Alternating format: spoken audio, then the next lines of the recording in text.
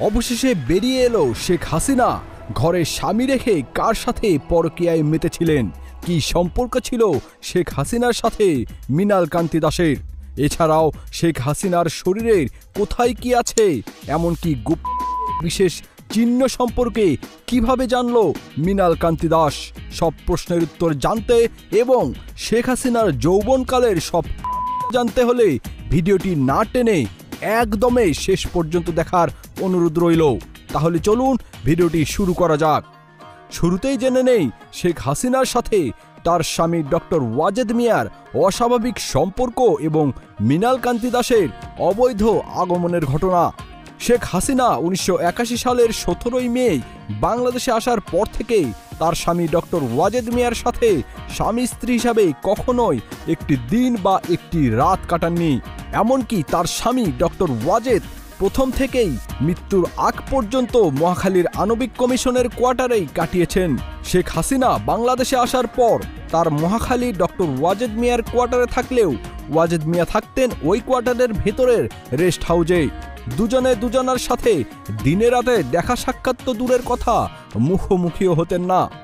স্বামীর কোয়ার্টারে থাকার সময় এবং পরবর্তীতে ধানমন্ডির 32-এর পিত্রালয়ে বঙ্গবন্ধু ভবনে থাকতে শেখ হাসিনা নিয়মিত রুটিন মাফিক প্রতিদিন সন্ধ্যার ঠিক 1 ঘন্টা আগে গোসল করে পাউডার পারফিউম মেখে লম্বা চুলের বেনি করে চকচকে নতুন শাড়ি ব্লাউজ পরে খুবই পরিপাটি হয়ে কাউকে সঙ্গে না নিয়ে শুধুমাত্র জিপ গাড়ি এবং ড্রাইভার জালালকে সাথে নিয়ে বেরিয়ে যেতেন এবং ঘন্টা দুয়েক পর ফিরে আসতেন। শুধু ওই সময়ে ওই অজ্ঞাত স্থানে যাওয়া ছাড়া শেখ হাসিনা আর কখনোই জিপ গাড়ি নিয়ে একা বের হতেন না। ওই সময় এবং ওই অজ্ঞাত স্থান ছাড়া যেখানেই তিনি যেতেন তার সাথে সকলকে অবশ্যই সঙ্গে নিয়ে যেতেন। তাহলে গোপনে কোথায় যেতেন শেখ হাসিনা? মূলত 1987 সালে মুন্সিগঞ্জ হরগঙ্গা কলেজ ছাত্র সংসদের ভিপি তরুণ যুবক মৃণাল কান্তি দাসের সাথেই শেখ হাসিনার পরিচয় হয় এবং পরিচয়ের পর থেকেই মৃণাল কান্তি দাস 32 নম্বরে বঙ্গবন্ধু ভবনে দিবারাত্রি সর্বক্ষণিকভাবেই থাকতে শুরু করেছিলেন। শেখ হাসিনা তখন ওই বাড়িতেই থাকতেন। এরপর থেকেই শেখ হাসিনা রুটিন মাফিক সন্ধ্যার আগে অজ্ঞাত স্থানে যাওয়া ছেড়ে দিয়েছিলেন। এরপর থেকেই অধিক রাত পর্যন্ত, এমনকি গভীর রাত পর্যন্ত বঙ্গবন্ধু ভবনের লাইব্রেরি কক্ষে ভেতর থেকে দরজা লাগিয়ে মৃণাল কান্তি দাস আর শেখ হাসিনার কুটকুট করে কথা বলতেন এবং খিলখিল করে হাসতেন। শেখ হাসিনার কাছে মৃণালের গ্রহণযোগ্যতা এতটাই বেড়ে গেল যে তা সকলের ঈর্ষার কারণ হয়ে দাঁড়ালো। মৃণাল হয়ে উঠল শেখ হাসিনার সবচেয়ে ঘনিষ্ঠ ব্যক্তি। মৃণালের ক্ষমতা এতটাই বেড়ে গেল যে 1990 সালে আওয়ামী লীগের কেন্দ্রীয় কমিটির জেনারেল সেক্রেটারি সৈয়দা সাজেদা চৌধুরীকে অপমান অপদস্থ করে বঙ্গবন্ধু ভবন থেকেই বের করে দিয়েছিলেন। এরপর একদিন বঙ্গবন্ধু ভবনে মৃণাল সহ 4-5 জন তাস খেলছিল। বেলা তখন 3টে কি 3:30। এমন সময় শেখ হাসিনার একমাত্র আপন মামা আকরাম মামু এসে কুভঙ্গিতে কুইঙ্গিত করে বলেছিলেন, এই মৃণাল, যাও না, তোমার জন্য না খেয়ে বসে আছে। মৃণাল তার বন্ধুদের সামনেই তার ক্ষমতা প্রদর্শনের জন্য জবাব দিয়েছিলেন, আরে থাকতে দেন না কিছুক্ষণ না খেয়ে। ব্যাপারটা এমন ছিল যে মৃণাল খেতে যাচ্ছে না, তাই শেখ হাসিনা না খেয়ে মৃণালের প্রতীক্ষা করছেন।